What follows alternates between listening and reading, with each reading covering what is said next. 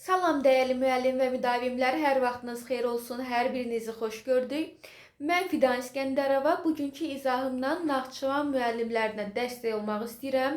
Ümumiyyətlə, istər Naxçıvan müəllimləri, istərsə də MİQ sertifikasiya sahəsində, ibtidai üzrə sahədə kimlər izahlarımızdan yararlanmaq istəyirsə, həm bu izaha, eyni zamanda səhifəmizdə mütəmadi olaraq paylaşılan növbəti digər izahlara da baxa bilərlər.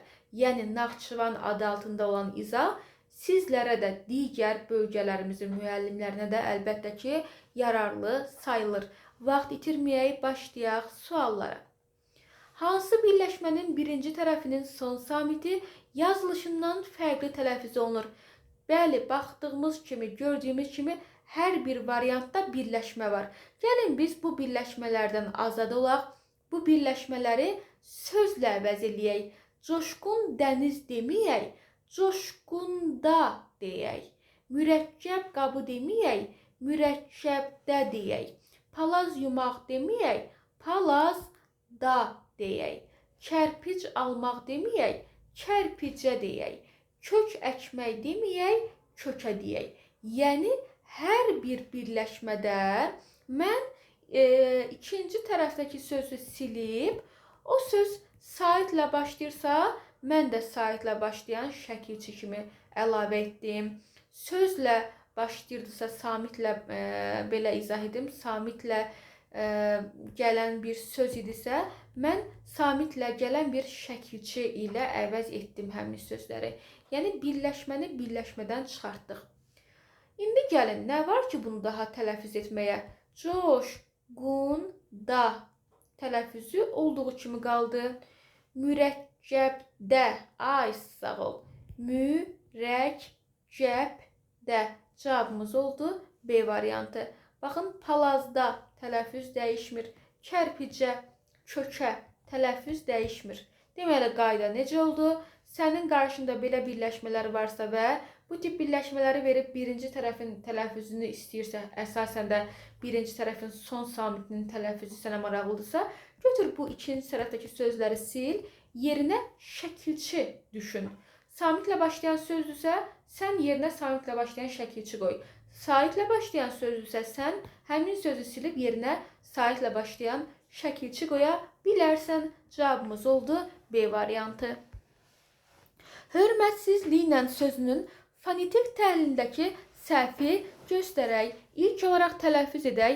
Hörmətsizliklə olacaq tələffüzü. Cavabımız olacaq B variantı. Sözdə qarşılığı olmayan bütün samitlər işlənmişdir. Bu fikir səhvdir. Çünki qarşılığı olmayan bütün samitlər deyəndə ağlıma 5 ədəd samit gəlir. H var, R var, M var, N var, N var. Məsələn, L yoxdur.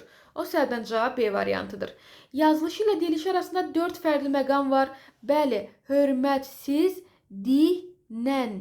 Bax, L D-yə keçir, Ç X-yə keçir, L N-yə keçir. Bir də özündən əlavə olaraq bir N gəlir. Deməli, həqiqətən də yazılış və tələffüz arasında 4 fərqli məqam var. Fikri doğrudur. T səsinin cingiltili qarşılığı işlənmişdir. T-nın qarşılığı D-dır. Var da, bax, burada D var. 6 cingiltili 4 kar samit var.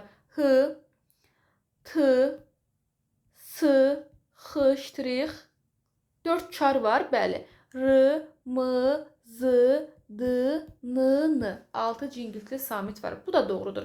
Təkrarlanan samit işlənmişdir, bəli.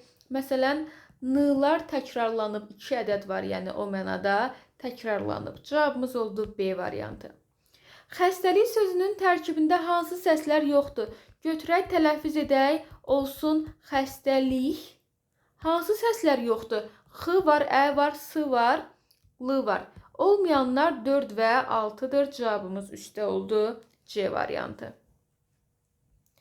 Xoşluqla sözünün fonetik təhlili ilə bağlı fikirlərdən biri yanlışdır.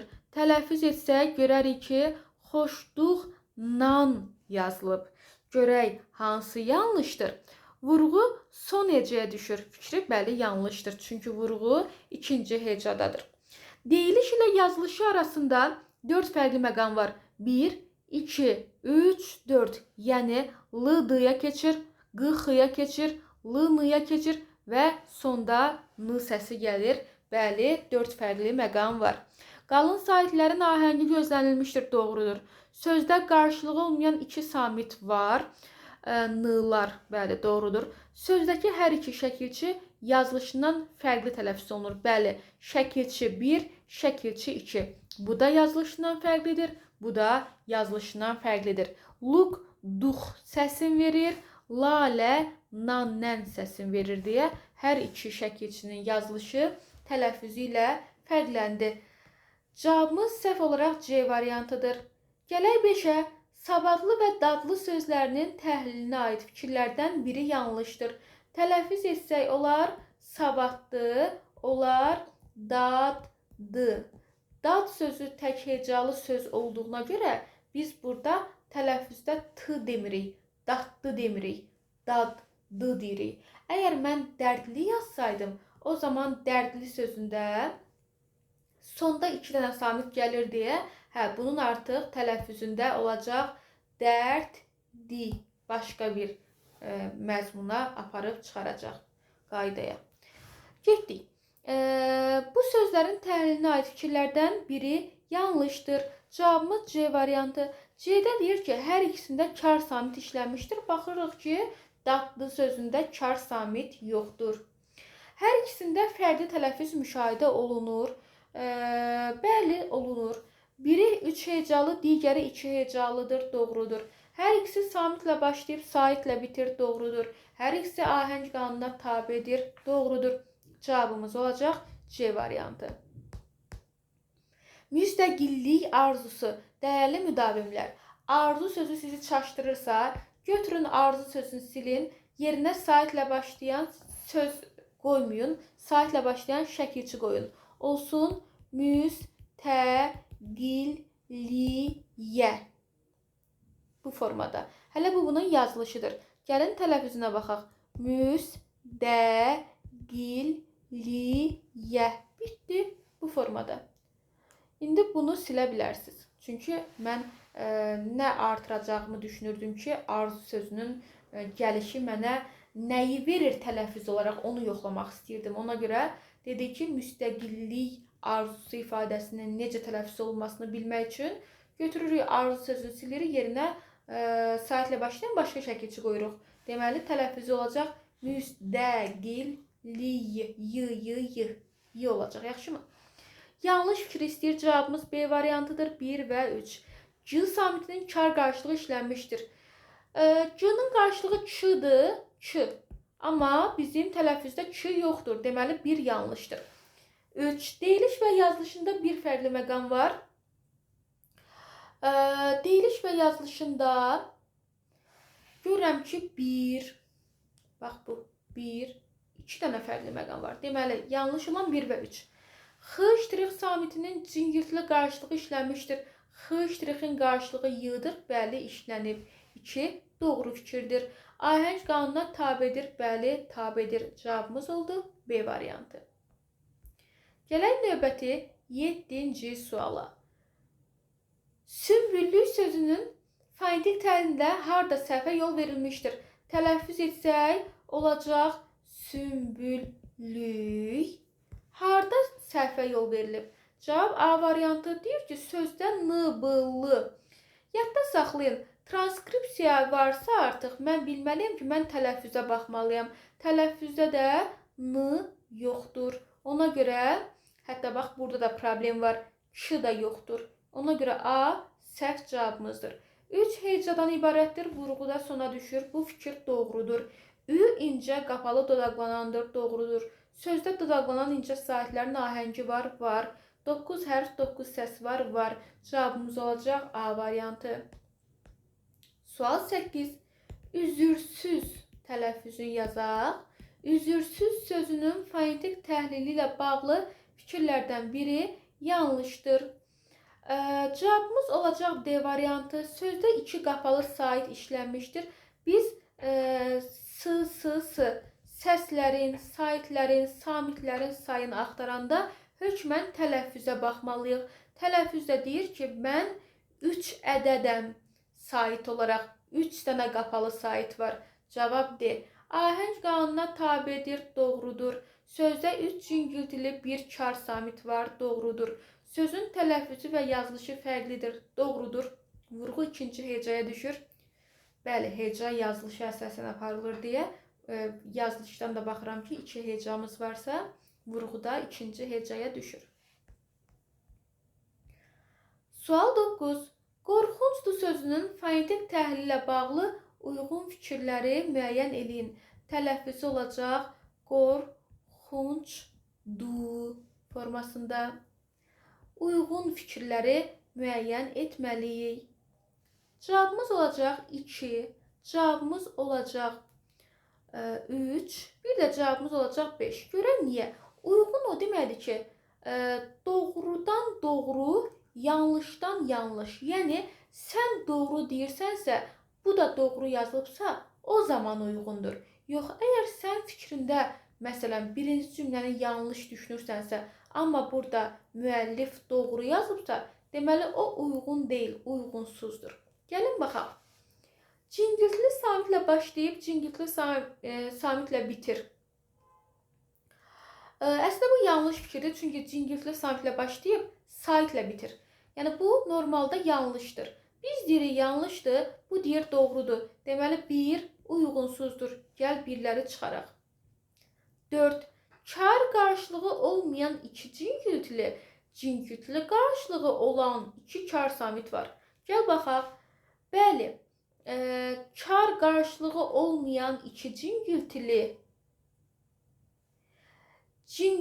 qarşılığı olan 2 dənə kar var. Bu əslində doğru fikirdir. Biz deyirik doğrudur, müəllif deyir ki, yanlışdır. Deməli, cavablarımız üst-üstə düşməlisə, 4'ü də biz uyğun götürə bilmərik. Day nə qaldı? Variant qaldı. D variantı. Vurğusu leksik şəkilçi olan hecaya düşür. Bəli, qorxuncdur. Bəli, vurğusu məhz şəkilçi olan hissiyə düşür. Doğrudur. Biz də deyirik doğrudur, bu da deyir doğrudur. 4 cingiltili 2 kar samit olan bu sözdə c samitinin qarşılığı işlənib. C-nin qarşılığı ç-dır, doğrudur. Və bu sözdə 4 cingiltili 2 dənə də kar var. Doğrudur. Şəkilçilərin tələffüzündə fərq var. Kar cingiltili samit cütlüyü işlənib. Yanlışdır. Bəli, çünki burada kar cingiltili samit cütlüyü yoxdur. Kar cingiltili samit cütlüyü nə deməkdir? Sözün tələffüzünə baxanda, məsələn, orada d varsa gərək hökmən t da olsun ki, biz deyək ki, kar cingiltili samit cütlüyü var. Və yaxud da v varsa f da olsun ki, deyək ki, samit cütlüyü var. Bu sözdə də bir-birinin qarşılığı sayılan hissə yoxdur. Cavabımız oldu D variantı.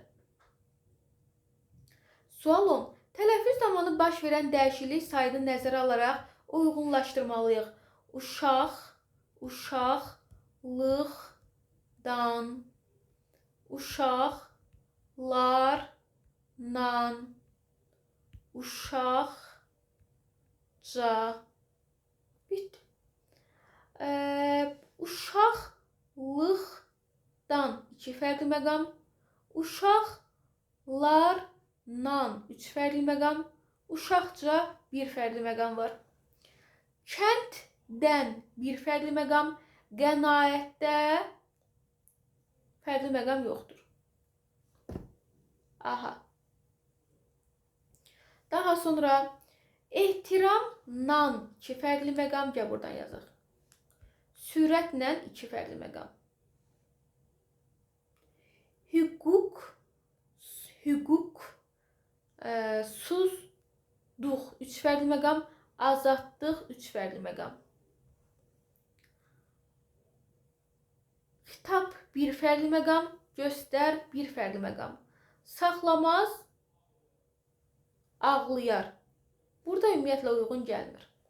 Gəl baxaq görək bizdən nə istəyir onda. Uşaqlıqdan, bəli, iki fərqli məqam varsa, sən 1-ə qoymalısan B-ni, çünki iki fərqli məqam axtarırsan. 2-yə qoyursan C-ni, çünki uşaqlarla sözündə 3 fərqli məqam var. 3-ə də qoyursan D-ni, çünki uşaqca sözündə bir fərqli məqam var deyə xitab və göstər sözü mənə uyğundur. Cavabımız oldu A variantı. Belə əziz müəllim və müdavimlər, ümid edirəm ki, izahlar yararlı olur. Əgər yararlı olursa, ən azı nələrisə xatırlamaqda sizlərə kömək oluruqsa, izahı bəyənib və mümkündürsə əgər rəy yazmağı da unutmayın. Sağ olun, növbəti izahlarda görüşmək ümidi ilə özünüzə yaxşı baxın.